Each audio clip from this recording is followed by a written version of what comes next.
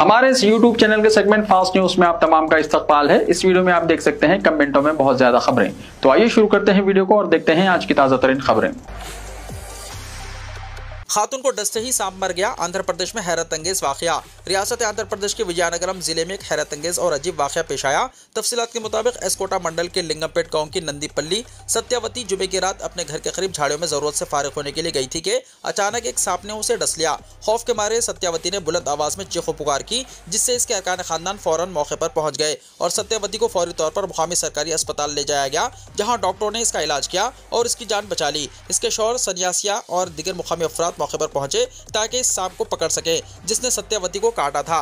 जब वो वहां पहुंचे तो उनकी हैरत की इंतहा ना रही, क्योंकि सांप मुर्दा पड़ा था। इस बात की इत्तला डॉक्टरों को दी गई, जिन्होंने इस अजीबोगरीब वाक़े पर अपने रद्दमल में कहा कि मेडिकल साइंस में ऐसा कभी नहीं सुना गया कि कोई सांप इंसान को काटने के बाद खुद मर जाए। डॉक्टरों का ख्याल है कि सांप शायद पहले से ही बीमार था या फिर सत्यावती के खौफ के आलम में पैरों से रौंदने की वजह से इसकी मौत वाक़ हुई होगी। ताहम गाँव के लोग इस वाक़े पर मुख्तलिफ क़ियास आरायां कर रहे हैं और ये मौज़ूए बहस बना हुआ है कि सांप सत्यावती को काटते ही मर गया। मीर आलम तालाब पर ब्रिज की तामीर। चीफ मिनिस्टर की जानिब से हैदराबाद के मुख्तलिफ तरक्याती प्रोजेक्ट्स का तफसीली जायजा। चीफ मिनिस्टर रेवंत रेड्डी ने हफ्ते के दिन शहर हैदराबाद के मुख्तलिफ इंफ्रास्ट्रक्चर डेवलपमेंट प्रोजेक्ट्स का तफसीली जायजा लिया।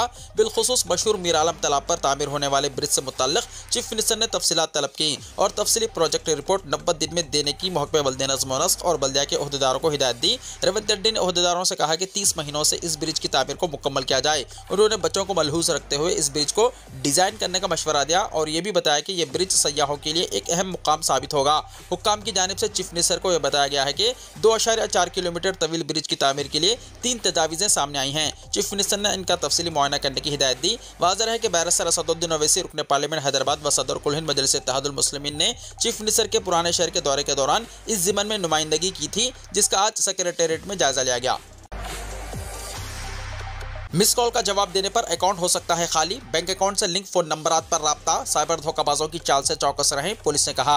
हैदराबाद साइबर क्राइम पुलिस ने मशवरा दिया है कि अगर आपको हिंदुस्तानी कोड +91 के सिवा दिगर कोड्स के जरिए फोन करते हुए काट दिया जाता है तो आप मोहतात रहें, इस नंबर पर फोन करने की गलती ना करें। पुलिस के मुताबिक ये साइबर धोखाबाजों की चाल हो सकती है और इस नंबर पर दोबारा राब्ता कायम करने पर अगर आपका phone number bank account number से लिंक है तो डेटा धोखाबाजों के हाथ लगने का खतरा है। साइबर क्राइम पुलिस की जानिब से शहरों को चौकस रहने का मशवरा देते हुए कहा गया है कि मिस्ड कॉल का जवाब देने पर अकाउंट के हैक होने का खदशा है, लिहाजा शहरी चौकस रहें। इस सिलसिले में साइबर क्राइम पुलिस की जानिब से सोशल मीडिया के जरिए आवाम में शऊर बेदारी लाई जा रही है।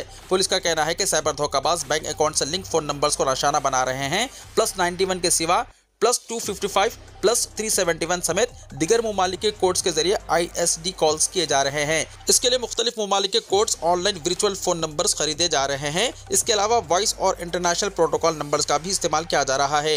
नेशनल बैंक्स के नाम से ट्रू कॉलर और खूबसूरत लड़कियों की तस्वीर भी DP पर रखकर धोखा देने की कोशिश की जा रही है। इलावाजी बास फ़ोन नंबर से रब्ता कायम करते हुए +91 या +09 डायल करने का मशवरा दिया जाता है। इन फ़ोन नंबर पर रब्ता कायम करने से अकाउंट से रकम गायब हो सकती है। हैदराबाद साइबर क्राइम पुलिस ने शहरियों से ख्वाहिश की है कि वो चौकस रहें और धोखाधड़ी की सूरत में 1930 पर शिकायत करें या मुतल्लिका साइबर क्राइम पुलिस से रुजू हों। तेलंगाना ई-सेट नोटिफिकेशन की 25 फरवरी को इजराई। Telangana engineering common entrance test यानी TG ई-सेट 2025 के जरिए BE और BTech और B फार्मेसी प्रोग्रामों में दाखिलों के लिए 25 फरवरी को नोटिफिकेशन जारी किया जाएगा।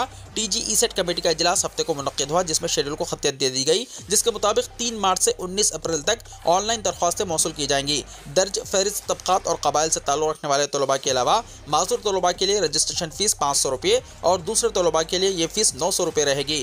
कंप्यूटर से मरबूत टेस्ट 12 मई को सुबह 9 बजे से 12 बजे दिन तक मुनक्किद किया जाएगा।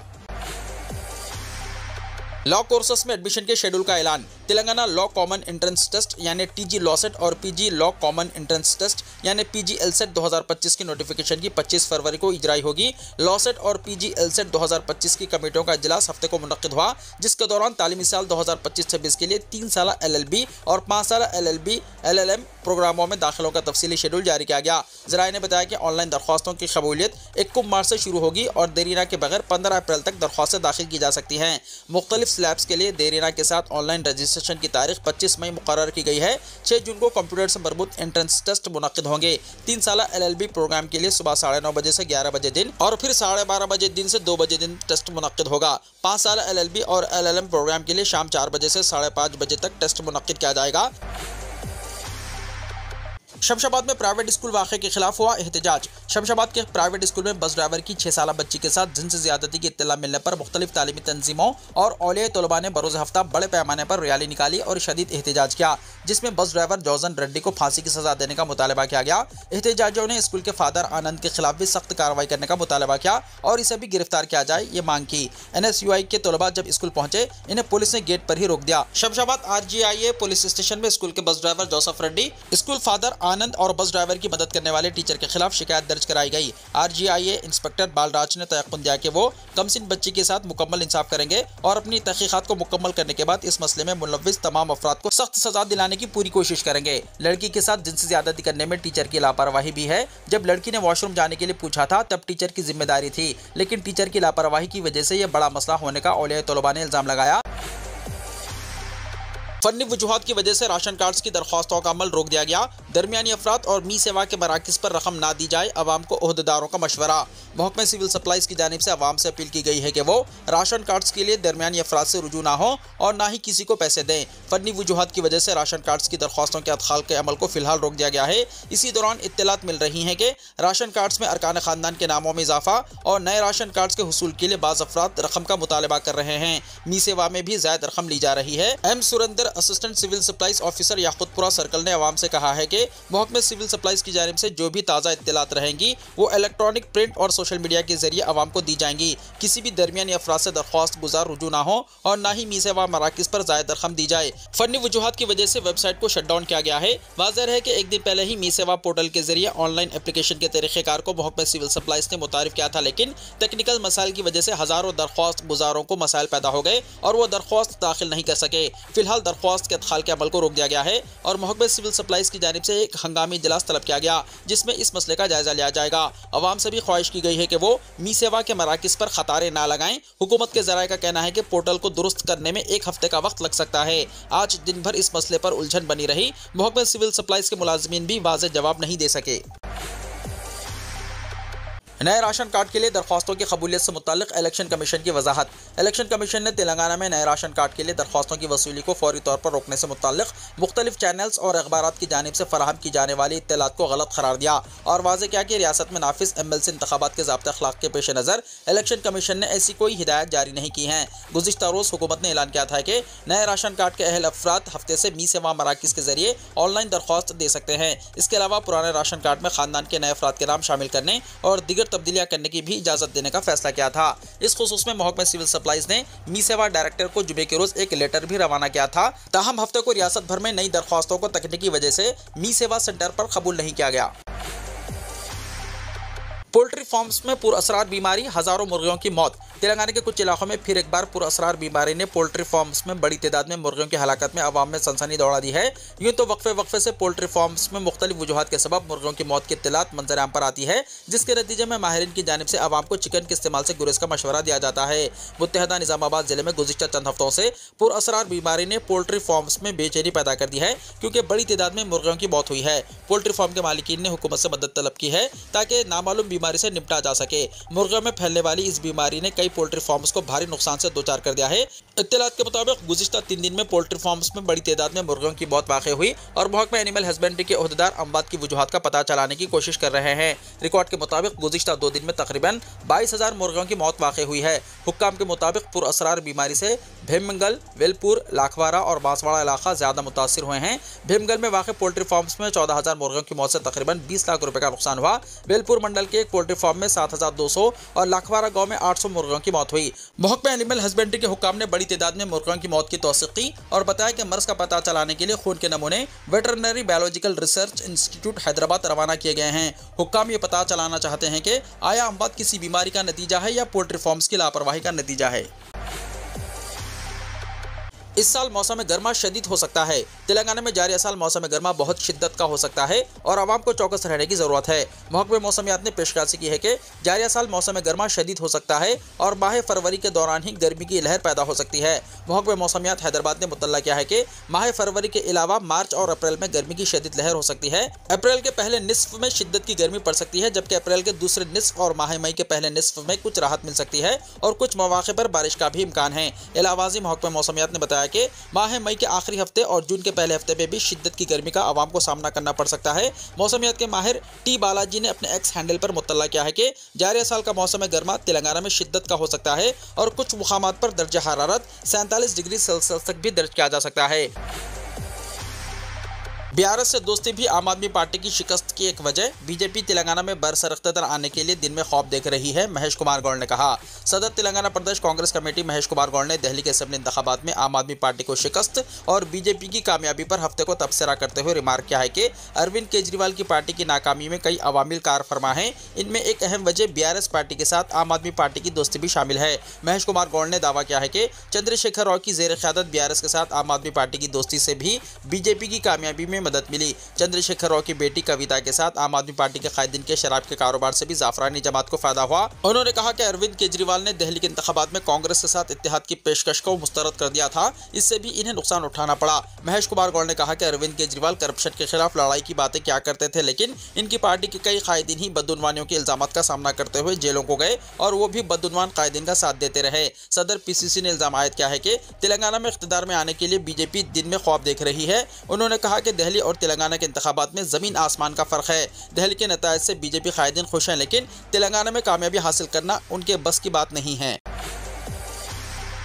दिल्ली असेंबली इलेक्शन में बीजेपी की हुई जीत। 70 रुकनी दिल्ली असेंबली के नतायज में भारतीय जनता पार्टी यानी बीजेपी ने 48 सीटें जीतकर 2/3 अक्सरियत हासिल कर ली है। इलेक्शन कमीशन के जारी करदा नतायज के मुताबिक बीजेपी के 48 और आम आदमी पार्टी के 22 उम्मीदवार कामयाब हुए हैं, जबकि कांग्रेस इस इलेक्शन में अपना खाता भी नहीं खोल सकी। आम आदमी पार्टी को बड़ा झटका, केजरीवाल और मनीष सिसोदिया दोनों हारे। दिल्ली असेंबली इंतखाबात के नतायज आ गए हैं। सबसे हैरानकुन नतीजा नई दिल्ली सीट से आया है, जहां दिल्ली के साबिक वज़ीर आला और आम आदमी पार्टी के सुप्रीमो अरविंद केजरीवाल हार गए हैं। यही नहीं, जंगपुरा से भी आम आदमी पार्टी के उम्मीदवार और दिल्ली के साबिक नायब वज़ीर आला मनीष सिसोदिया को शिकस्त हुई है। नई दिल्ली और जंगपुरा की सीटें वीआईपी सीटें थी। अरविंद केजरीवाल को नई दिल्ली सीट से परवेश वर्मा ने शिकस्त दी है, जबकि मनीष सिसोदिया को बीजेपी के तरविंदर सिंह मारवा ने शिकस्त दी है। दिल्ली असेंबली इंतखाबात में हार पर केजरीवाल का आया रद्दअमल। अरविंद केजरीवाल ने दिल्ली इंतखाबात के नतायज पर रद्दअमल जाहिर किया है। अरविंद केजरीवाल ने अपनी शिकस्त तस्लीम कर ली है। उन्होंने कहा कि हम दिल्ली के लोगों के फैसले को कबूल करते हैं। मैं बीजेपी को इसकी जीत पर मुबारकबाद देता हूं। अब हम अपोजिशन का किरदार अदा करेंगे और समाज को जिसकी ज़रूरत होगी इसके लिए काम आएंगे। हम इख्तिदार के लिए सियासत में नहीं आए थे। हम सियासत को खिदमत का जरिया समझते हैं। हम आवाम की खिदमत जारी रखेंगे। हम आवाम की खुशी और गम में साथ देंगे। दिल्ली असेंबली के लिए 4 मुस्लिम उम्मीदवार मुंतखब। 7 मुस्लिम अक्सरियती सीटों में से 6 पर आम आदमी पार्टी कामयाब। दिल्ली असेंबली इंतखाबात में मुसलमानों के वोट मुनक़सिम रहे, लेकिन इसके बावजूद आम आदमी पार्टी ने 7 मुस्लिम अक्सरियत सीटों में से 6 पर कामयाबी हासिल की। जुमला 4 मुस्लिम उम्मीदवार दिल्ली असेंबली के लिए मुंतखब हुए। गुज़िश्ता मरतबा इंतखाबात में 5 मुस्लिम उम्मीदवार कामयाब हुए थे। जो 4 मुस्लिम उम्मीदवार मुंतखब हुए हैं वो इमरान हुसैन, आले मोहम्मद इकबाल, अमानतुल्लाह खान और चौधरी ज़ुबैर अहमद है। इन चारों का ताल्लुक आम आदमी पार्टी से है। इमरान हुसैन ने बल्ली बारा से, आले मोहम्मद ने मिटिया महल से, अमानतुल्लाह खान ने ओखला से और चौधरी ज़ुबैर अहमद ने सलीमपुर से कामयाबी हासिल की। साल 2020 में आम आदमी पार्टी ने खातिर ख्वाह मुस्लिम आबादी रखने वाले तमाम 7 हल्कों से कामयाबी हासिल की थी, जो ओखला, बाबरपुर, मुस्तफ़ाबाद, सलीमपुर, मिटिया महल, बल्लीमारा और चांदनी चौक है। इस मरतबा इसने मुस्तफ़ाबाद के सिवा 6 सीटों पर कामयाबी हासिल की। मुस्तफ़ाबाद में मुस्लिम वोट आम आदमी पार्टी, कुल हिंद मजलिस इत्तेहादुल मुस्लिमीन और कांग्रेस में तकसीम हो गए।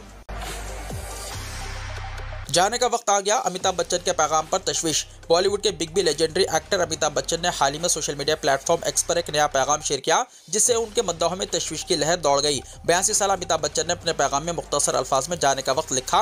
यह पैगाम देखते ही देखते वायरल हो गया। सोशल मीडिया सारिफिन और अदाकार के मद्दाह उनके सेहत से मुताल्लिक खदशात का इजहार करते हुए नेक तमन्नाओं का इजहार कर रहे हैं। अमिताभ बच्चन के मद्दाह अपनी परेशानी का इजहार करते हुए इनसे इस मुख्तसर ट्वीट की वजाहत तलब कर रहे हैं और उनकी सेहत के लिए दुआएं भी कर रहे हैं। अमिताभ बच्चन ने 1969 में अपने फिल्मी सफ़र का आगाज़ किया था। वो आज भी बॉलीवुड की कई फिल्मों का हिस्सा है और मुख्तलिफ प्रोजेक्ट्स पर काम कर रहे हैं। जिन्हें मालिक होने का गुरूर था, इनका हकीकत से सामना हो गया, वज़ीर आज़म मोदी ने कहा। दिल्ली असेंबली इंतखाबात 2025 के नताज की तस्वीर वाज़े हो गई है। दिल्ली में बीजेपी का सुनामी है। बीजेपी 27 साल बाद दिल्ली के तख्त पर वापस आई है। बीजेपी की जबरदस्त जीत के साथ ही आम आदमी पार्टी का दिल्ली दरवाजा बंद हो गया। अब बीजेपी ने दिल्ली पर कब्जा कर लिया है। इसके लिए इन्हें 27 साल तवील इंतजार करना पड़ा। इस शानदार जीत के बाद बीजेपी के दिल्ली हेडक्वार्टर में जश्न का माहौल है। वज़ीर-ए-आज़म मोदी का शानदार इस्तकबाल किया गया। इस मौके पर वज़ीर-ए-आज़म मोदी ने कारकुनान से खिताब किया। उन्होंने अपने खिताब की शुरुआत जमुना मियाँ की जयकार से की। उन्होंने कहा कि मैंने दिल्ली वालों से अपील की थी कि 21वीं सदी में बीजेपी को खिदमत करने का मौका दीजिए। दिल्ली को तरक्की याफ्ता हिंदुस्तान की तरक्की याफ्ता राजधानी बनाने के लिए बीजेपी को मौका दीजिए। मैं मोदी की गारंटी पर भरोसा करने के लिए बाशिंदगान दिल्ली को सर झुकाकर सलाम करता हूं। दिल्ली ने दिल खोलकर हमें प्यार दिया। इसके साथ ही वज़ीर-ए-आज़म मोदी ने कहा कि आज की जीत तारीखी है। दिल्ली के लोगों ने आपदा को बाहर फेंक दिया है। दहाई की आपदा से दिल्ली आज़ाद हुई है। दिल्ली का मैंडेट वाज़ेह है। आज दिल्ली में तरक्की, विजन और एतमाद की जीत हुई है। आज अनारकी, तकब्बुर और दिल्ली पर छाई आपदा की हार हुई है। वज़ीर-ए-आज़म मोदी ने कहा कि आज दिल्ली के लोगों में आपदा से आज़ादी का सुकून है। दिल्ली के असली मालिक आवाम हैं। ये वाज़ेह हो गया है कि जिन्हें मालिक होने का गुरूर था, इनका हकीकत से सामना हो गया।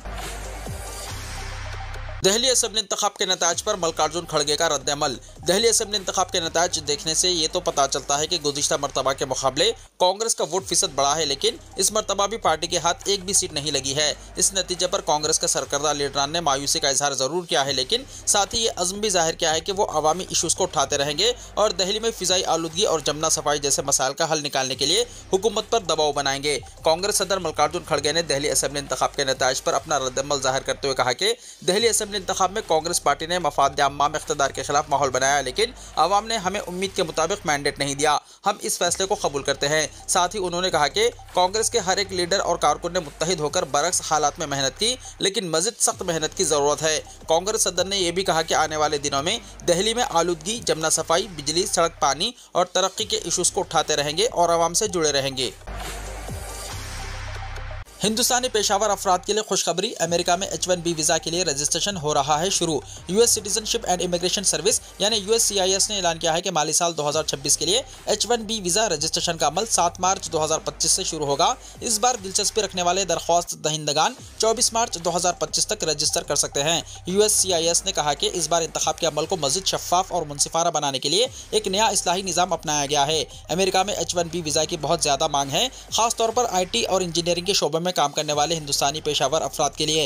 हर साल हज़ारों हिंदुस्तानी इस वीज़ा के जरिए अमेरिका में मुलाजिमत के मौक़े तलाश करते हैं। USCIS के मुताबिक इस बार इंतखाब का अमल 2026 के माली साल के लिए होगा। अमेरिका में बहुत सी टेक कंपनियां और मल्टीनेशनल इदारे हिंदुस्तानी पेशावर अफराद पर बहुत ज़्यादा इन्हिसार करते हैं, जिससे ये वीज़ा खासतौर पर IT और हेल्थ केयर से वाबस्ता लोगों के लिए बहुत अहम है। USCIS ने कहा है कि इस बार रजिस्ट्रेशन फीस $215 होगी, जो पिछले सालों के मुकाबले ज़्यादा है। सऊदी अरब में फ़लस्तीनी रियासत बनाने इस्राएली वज़ीर-ए-आज़म की तजवीज़। इस्राएल के वज़ीर-ए-आज़म बेंजामिन नेतन्याहू ने फ़लस्तीन को इस्राएल की सलामती के लिए ख़तरा करार देते हुए तजवीज़ दी है कि सऊदी अरब को अपने मुल्क के अंदर फ़लस्तीनी रियासत बनानी चाहिए। मीडिया के मुताबिक नेतन्याहू ने इस्राएली न्यूज़ चैनल 14 को इंटरव्यू के दौरान कहा कि सऊदी हुकूमत सऊदी अरब के अंदर फ़लस्तीनी रियासत बना सकती है। इनके पास बहुत ज़्यादा ज़मीन है। उन्होंने कहा कि खासतौर पर 7 अक्टूबर के बाद कोई फ़लस्तीनी रियासत नहीं, एक फ़लस्तीनी रियासत थी जिसको गज़ा कहा जाता था। गज़ा में हमास की हुकूमत थी और फ़लस्तीनी रियासत थी, और देखिए हमने क्या हासिल कर लिया। दूसरी जानिब सऊदी अरब की वज़ारत ख़ारजा ने नेतन्याहू का बयानिया मुस्तरद कर दिया और दोहराया कि इसराइल के साथ ताल्लुकात उसी सूरत कायम हो सकते हैं जब फ़लस्तीनी रियासत वजूद में आती है। ख्याल रहे कि इसराइली वज़ीर-ए-आज़म नेतन्याहू इस वक्त अमेरिकी दौरे पर हैं और डोनाल्ड ट्रंप के सदर बनने के बाद किसी भी गैर मुल्की रहनुमा का यह पहला दौरा है। इस दौरान उन्होंने ट्रंप के साथ प्रेस कॉन्फ्रेंस भी की थी, जहाँ ट्रंप ने गज़ा पर कब्जे का भी ऐलान किया था। वीडियो को लाइक शेयर कीजिए और हमारे इस YouTube चैनल को सब्सक्राइब करते हुए इसके बेल आइकन को भी प्रेस कर लीजिए, ताकि ऐसी ही ताज़ा तरीन खबरों का नोटिफिकेशन सबसे पहले आपको मिलता रहे।